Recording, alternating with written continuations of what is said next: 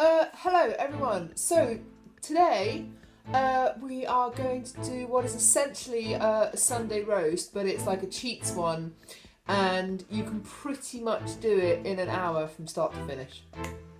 We're going to be using chicken for this one, so here we go.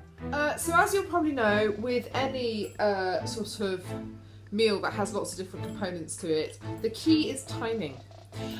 So the chicken we're going to do for 50 minutes to an hour. That's the longest thing that needs doing, and in between that time we'll do all our preparation and then gradually put things in the oven at different times. So for instance, the potatoes need 45 minutes, the sweet potatoes need 40 minutes, the courgettes need like 15. So it really is the case of setting timers. Now, I used to have this amazing timer which had 4 different options for different times. I still have it, but I don't have the batteries for it, so I'm going to have to make do with this, in which case I need the alarm to go off to tell me when to put the potatoes in once I put the chicken in. And so instead of setting this for 50, I'm going to set this for 45, because that gives me not 40, 45, no, I mean 15, because 15 minutes will then give me 45 minutes for the potatoes, basically. So let's do our chicken. So for the chicken, I'm using chicken breast. That's because the dark meat my husband likes me to react to. So I just do the nice white chicken breast, and then I'm basically poaching it rather than roasting it, because it makes it a lot more sort of tender and beautiful.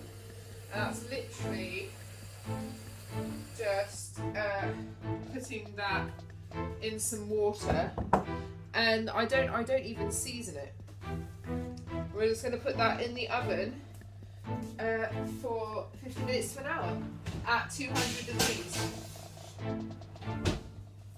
So the next thing I'm going to do is set the timer for 15 minutes, and that's the allotted time I have to prepare the potatoes and the sweet potatoes, because they're the next thing that need to go in. So we're going to start chopping our potatoes. I like to use my big meat cleaver because, as I've told you before, it's just brilliant for chopping things. And the thing that I've started doing, instead of chopping the potatoes like you would a roast potato, I do them in large, like thick slices, as you can see there, and it just, it's amazing. It's really, really good, and it's a lot quicker as well, as you can see. I know this is speeded up, but boy, it's that quick. And you basically get perfect roast potatoes every time. It's just amazing. So the way that we're going to do this, instead of basting them in butter and stuff, which of course isn't very healthy, and it's also time consuming, which we don't really have the energy to do that kind of timing, we are going to put them in a plastic freezer bag thing, and then we are going to season them with pepper and salt and a drizzle of olive oil. And then we are going to shake it so that's nice and sort of spread over everything. If you push it down so you've got like that little pocket of air, it makes the shaking better. So I'm going to put that on a baking tray, and then I will do the sweet potatoes. So we're going to put these in the oven for 45 minutes at 200 degrees. So next we're going to do the sweet potatoes. As you know, I love peeling sweet potatoes. I find it the most satisfying thing ever as far as cooking and stuff's concerned.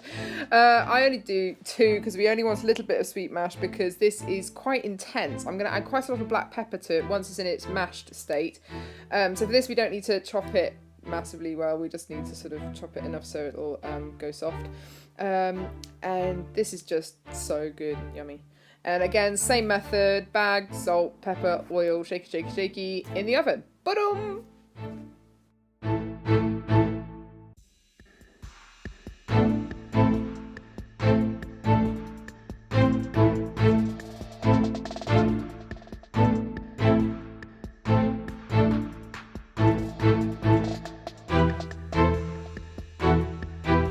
That's literally it now. For the next sort of 20 minutes, I can rest because I've done everything.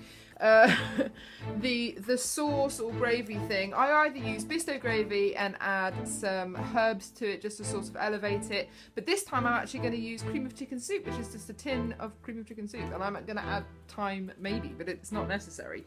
So I know that that's not going to take me long, and the other thing that I've got to do is I'm not going to do carrots because my husband's not massively keen on them. But I'm not going to do carrots. I haven't got any peas and beans, so I'm going to do spinach. So that takes like 2 minutes in the microwave. And yeah, then the courgettes. I mean, that's like 15 minutes before it's time to serve. So I'm good now for 20 minutes. I can rest. Woo. Here we go. Okay, so we're down to our 15-minute mark thing. So we're just going to check the sweet potatoes. Oh, I did this with glasses earlier and couldn't see. Checking the sweet potatoes, I'm just going to prick them. Yep, they're nice and soft. So we're going to mash these. Chicken's doing nicely. I don't know whether you can see, but so... No, you can't. The potatoes are doing nicely as well. So we're going to mash the sweet potato. Okay, so for the sweet potato mash, we're going to add a little bit of margarine, a little splash of milk, and then some pepper. My rule for the pepper is basically you do it until you can actually smell it from where you're standing. For this particular thing, and then we're just going to blend it with my handy blender thing, which I love. And then just sort of make sure that you've got it all off. Now this doesn't make very much, but it's so intense and it just cuts through everything. It's just a brilliant addition to this meal. So there it is, all beautifully steamy and waiting to be roasted. So, call me crazy, but I just wanted to prove just how quick this can be. While I was waiting, I made a cheesecake. Okay, so we're going to do the courgettes now. I'm just heating up a griddle pan and doing that quite hot. For the courgettes, we're just going to cut them into battens, but not in like corners, in flats. You'll see in a minute.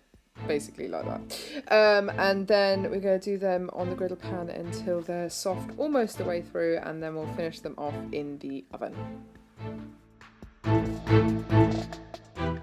So I'll just show you a close-up shot of the amazing potatoes. How good do they look? So to check the chicken, I'm just going to cut it in the thickest parts of the breast. Basically, if it's done there, it's done everywhere.